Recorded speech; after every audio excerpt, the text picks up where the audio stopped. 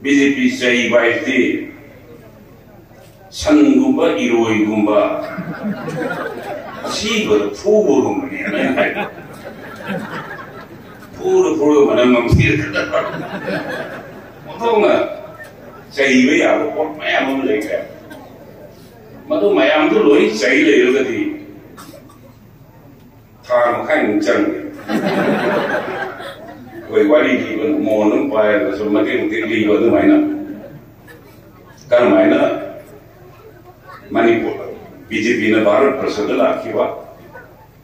cái mấy nữa Manipur là sát son đâu nó chỉ một mấy anh chị ở cái hay nhỉ ở cái mỗi anh còn lấy on đó